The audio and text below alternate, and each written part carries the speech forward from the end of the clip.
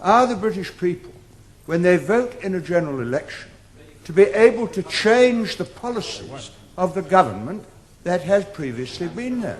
And it is already a fact that whatever government is in power, our agricultural policy is now controlled from Brussels, our trade policy is controlled from Brussels, our industrial policy is controlled from Brussels. It is a democratic and not a nationalistic argument. Well, I campaigned for the referendum, but if you know this, I was in a minority of one on the National Executive and the Shadow Cabinet.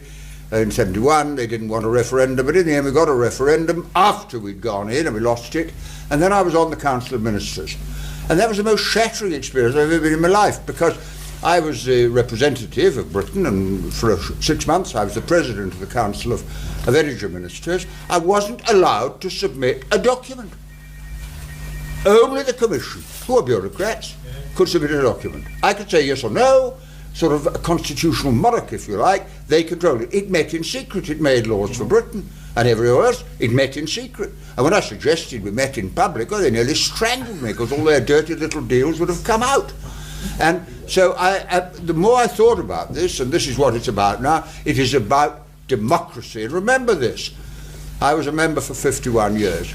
Members of Parliament are lent the powers of their constituents, and they have to return those powers undiminished at the end. It's not for members of Parliament to give away the powers that were lent to them, because they don't belong to members of Parliament, they belong to the electorate. And that is a critical matter. And now I say something else. I mean, we're primarily concerned with Britain, but it terrifies me that Germany didn't allow its own people to have a referendum on whether Germany should enter the European Union and have the treaty.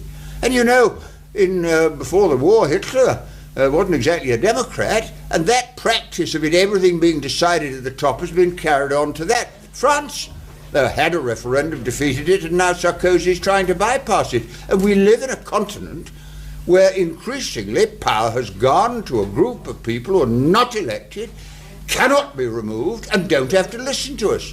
I mean, Mandelson's a very powerful man. He wasn't even elected by the House of Commons. Blair appointed him under the royal prerogative. And Mandelson doesn't have to listen to us. With all the defects of our democracy, the reason governments listen to people is because you get your power from the people. I mean, being an MP, you know this, we're in a very unusual position. You're one employee and 60,000 employers.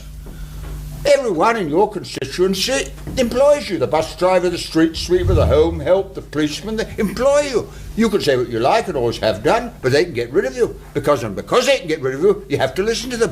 Mandelson doesn't have to listen to anybody. And it is the most bureaucratic, terrifying system in the world. And it's being imposed on us on the grounds it's tidying up. I must say, if tidying up involves tearing up the British Constitution, well, that's an interesting definition of tidying up. And I think this argument is an overwhelming argument. Now, there are other views of Europe. As I say, I don't want to go back to the old nationalism because of the bloodshed that took place. You could have a United States of Europe. You could have a president and a Congress and a House of Representatives. I mean, it would be wholly unwieldy, but you couldn't complain about it. After all, America isn't governed by a commission. Would you want this country governed by a commission? You could apply the European Constitution to Britain, and you'd find they were commissioners, and we don't even elect European members of Parliament. Do you realise that? You vote for the party. I can't write to an MEP and say, I won't vote for you again. To write back and say, Tony, you never voted for me in the first place. You voted for the party. And Blair decides who is the candidate. So the thing is absolutely undemocratic. And the effect of it, of course, is to create a lot of hostility to it, which means it won't work anyway. I'll tell you one thing. Even if I believed in it, I think this system will end up with the breakup of the European Union like Yugoslavia. And I do not want that to happen either. I do not want to find we go back to hostility based on blaming the French or blaming the Italians or the Germans, because what's wrong is the system is wrong. And that is what we have to prevent. Now, how do you win the argument? Well, I mean, I listened to all this stuff this week about we've got to participate more, the manifesto is going to be put out to a referendum. Well, manifestos only last for a couple of years. But this decision is far more important than the next Labour manifesto because it decides who governs, by what system.